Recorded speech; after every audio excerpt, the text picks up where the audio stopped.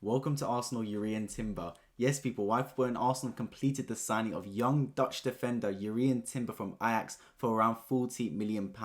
As I do with every single Arsenal signing, I'll be breaking down his strengths, weaknesses, and potential Arsenal fits. So you have all the information you need regarding Timber's move to Arsenal. All I ask is that if you're new around here, make sure you subscribe. I'm already to 4,000 subscribers for daily Arsenal videos, and make sure you hit the bell notification button so you never miss a future video on this channel. I promise you when I say it's a win-win for both of us. And let me know in the comment section your thoughts on Timber's move to Arsenal. This was a deal that Arsenal wrapped up fairly quickly, to be honest with you guys. I mean, I know it's taken a while for Arsenal to announce it, but in terms of the deal progressing, it was fairly smooth. The first bid went through. It was a very nice offer around the £30 million mark, and it seemed as though Ajax were willing to sell Timber. It was just about ironing the details, and when the second bid came through, Ajax accepted, and Timber was an Arsenal man. And it's beautiful to see because he really wanted to come to Arsenal as well. You could tell it was a player that was yearning to play for Arteta's Arsenal. And that's what we want to see. Players that would love to represent the badge, and that is exactly what Timber wants to do. Let's get straight into his strengths then. So he's got a few, to be fair. Like, Timber's a really exciting prospect. Let's start with the fact that he's young with experience. He's only 22 years old, guys. Now, I know Arteta loves Project Youth, and I love it as well. But the problem is that when you've got too many young players, they don't have the experience to match it. Do you get what I mean? It's like a trade-off. You got the youthful tenacity, but you've got the old veteran players that have got the experience. The thing is, Timber's still got experience at his young age, and that's what we want to see. Arteta has clearly identified that these young players need some kind of experience around them. He's brought in a Kai Havertz already, who's scored in the Champions League final, scored in the Club World Cup final. Now you've got Timber, who's played in the World Cup at his young age, played in the Champions League at his young age, plenty of matches under his belt already. It's exactly what I want to see. He'll be a massive benefit to the side. And when even in the tough moments, he'll be a man that can get the team around him and really influence the players, and I love to see that. Also, he's versatile. We know Arteta loves players that can play multiple positions. He can play centre-back. He can play right-back. He can fill in wherever needs be. And that's very important because we saw what happened last season, right? Saliba got injured and we were forced to play Rob Holding in the team. And I don't know what you guys think, but for me, Rob Holding is nowhere near good enough to start Premier League matches for Arsenal Football Club. And in many ways, it could have cost us. It did cost us last season. So having Timber there, even if it means Ben White slots in at centre-back or Timber, it gives us more options in there and adequate replacements as well. He's comfortable in the football as well. I mean, this is a buzzword in 2023, right? Defenders need to be comfortable with the ball at their feet. And Timber is exactly that. Whether it's receiving position, whether it's passing, whether it's dribbling, he knows exactly how to dictate the ball and how to shield. He's very press resistant in that sense. So he's definitely going to fit in perfectly into what Arteta wants as a defender that can pass out of the back. Also, he's a strong tackler. I mean, the stats suggest that he's won 73% of his defensive challenges last season, which is a very good metric. Very, very good metric. It means a lot of one-on-ones, he's winning them, which is very important because as a defender, you don't want to have the reputation of being someone that can be beaten easily. I mean, when that happens, you look at players like Trent Alexander-Arnold, for example, and even Zinchenko, you get exposed. So as a defender, your first port of call is you have to defend well. Obviously, you've got the other benefits like being able to cross well, being able to be good with the ball at your feet, etc. But your first port of call, your first action is you have to be able to defend. And Timber can do exactly that, and that's what we love to see. He's also a vocal leader. Look, the man's captain of Ajax at his young age of 22. That's no mean feat. Like, genuinely, that's a very, very good achievement. He should be very proud of himself. And coming to Arsenal, hopefully he can translate those leadership qualities through this team as well. Obviously, he's not going to be captain of Arsenal, but with his vocal leadership on the pitch, that'll be very, very important. Look, we've lost Granit Xhaka this season, guys, and for whatever you think of Granit Xhaka, some people love him, some people hate him. You can't doubt the fact that this man is a leader. He will use his voice. He will galvanise the squad. So it's going to have to be picked up from other players, and Timber will be one of those players, I'm sure, that will be speaking to players on the pitch, helping young people get through it, etc., and will definitely be a vocal part of this squad. Also, some other stats. 61 ball recoveries last season is a very good sign, man. Very good sign. That's basically 2 a game. And that also proves that he's great in transition. Now, the thing about Arsenal, right? We're a very ball possession-oriented team. We like to dominate the football. But that means we can't be against teams in low blocks who sit back and try and counter-attack. And for the most part, we deal with it well. Especially with players like Saliba and Gabriel in the team. But more often than not, we do get caught out on the transition, on the counter-attack, and that's where we concede a lot of our goals. So having players that are good on the counter-attack, that's exactly what we need to see. And luckily for Timber, he's very quick and he's very physical as well. And he's got a good IQ about him, so he's able to intercept quickly, win the ball back off counter-attacks, and get Arsenal back on the attack again, which is a very good sign. And finally, also, he's a player that's always moving. Always running up and down the pitch, overlapping, slots in midfield. I mean, his heat map, he pops up everywhere and anywhere. Search up literally, like, he's everywhere on the football pitch. He's a player that is a joy to watch. Just like Zinchenko in the fact that he'll pop up everywhere. I've said this about Zinchenko sometimes, right? Like, whether you hate Zinchenko, love Zinchenko, sometimes I'll just saying to the guy, please just defend. But other times, he's a joy to watch. It's like there's 2 players on the pitch. It's like you're playing with 12 men sometimes. It's like, see Zinchenko, he's that centre attacking midfielder. I blink and now he's at left back again. Do you get what I mean? And Timber could be that similar type of player, but a more physical version and a better defender than Zinchenko as well. So it really does excite me in that sense. Now let's move on to his weaknesses, because for all the strengths, no player, even the best of them, is void of weaknesses. And Timber, fortunately, only has a few.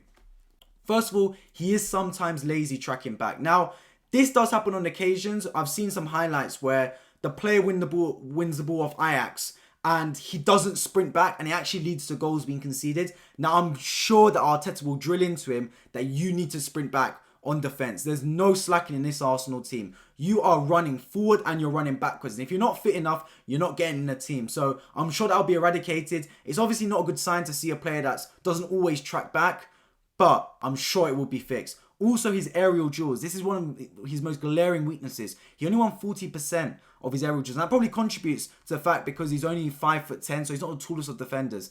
Now, we know the Premier League is a physical league. We know there's going to be teams that are going to look to exploit that, just like they tried to do with Ben White. It's something you can fix. Look, Lisandro Martinez is only 5'9". He wins a lot of his defensive duels. And I'm sure Jurrien Timber won't be a primary centre-back, so I'm sure he'll be alright, being that he's a right-back. He could get away with it more than maybe a Saliba or Gabriel, who plays in that centre-back position. But it is something he still would want to fix. Look, obviously it helps your height to win headers. There's no doubt about it. But this is where you have to be smart. This is where you have to use your body well.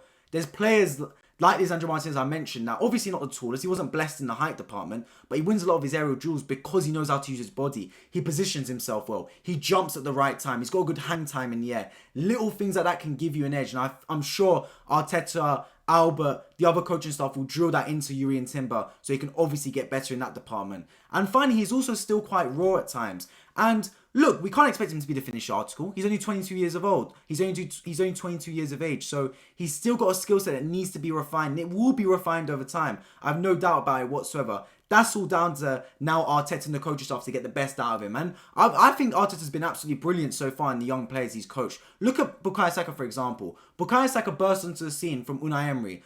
But what Arteta's done to that man has been remarkable. The little things Saka does, like receiving the ball, using his body, shielding and turning. You can tell that's a player that's been coached to do that. That's not something you just think of doing as a young player. That's something that's been coached time and time on the training ground. So Arteta's proven that he's a really good one-to-one manager and has gotten the best out of players. I mean, Granit Xhaka looked like one of the best players on planet Earth in midfield last season in that box-to-box role. He was fantastic. That's a manager that's coaching his players really well, and I expect him to do something very, very similar to Jurrien Timber. So that's his strengths and weaknesses. Now let's get into how I believe he will fit in at Arsenal Football Club. So beside me, I've got 2 formations. So on the right here is how I believe he will be if he does start for Arsenal Football Club. Now, I do think he will start on the bench for now. I think Arsenal and Arteta will revert to the usual formation with Zinchenko at left back, Saliba, Gabriel, and of course Ben White at right back. But this is how I believe Timber could fit in. We've seen Pep Guardiola at Man City adopt the style where he has basically 4 centre-backs in his defence because he knows that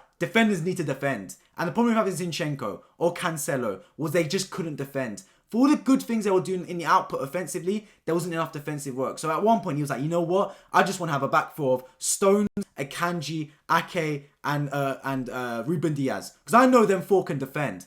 And I think Arteta could revert to something similar. Timber, Ben White, Saliba, and Gabriel, as you can see right here, with them right shielding them. But what could actually happen in an attack is we revert to something on the left here, where White, Saliba, and Gabriel will become like the back 3, and then Timber could slot into midfield with Declan Rice and do like that Zinchenko role. And then you have, of course, Havertz, Odegaard, Saka, Martinelli, and Jesus being the 5 attacking players contributing on the offensive end. That's what I believe could happen for Arsenal in that sense. I mean, look, I think that'd be really exciting to see. I've already come out and said that I'm not too sure whether Havertz will start for Arsenal alongside Odegaard. It's a very risky system.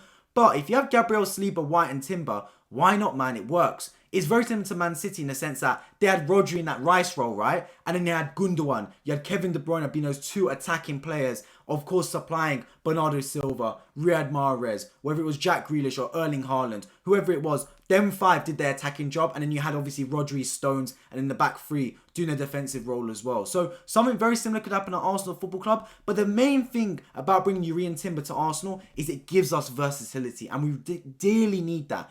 Everyone knows Arsenal's best 11, and that's brilliant because how many times have we talked about managers that don't know their best 11? Arteta knows his best 11, but the problem is it's going to get found out. We know Zinchenko starts for us in our best 11 because he's the only one that can slot into midfield. No one else in the team can do that. But what does that mean? If you have a really good right winger, Zinchenko gets exposed. We saw what happened at Anfield. Trent Alexander-Arnold nutmegged him. Liverpool went on to score. Now, what this means is, by having Timber, a player that can do the inverted role, but from right back, it gives us options, gives us versatility. Some games we can invert from right back. Some games we can invert from left back. It allows us to switch it up depending on the other team, and it allows us to do our best. Because right now we're a bit of a one-trick pony. We're a bit of a one system, like for every game, which obviously is good because our players are brilliant and our system works, but you're going to get found out. It's a 38-game season. You're playing 19 different teams.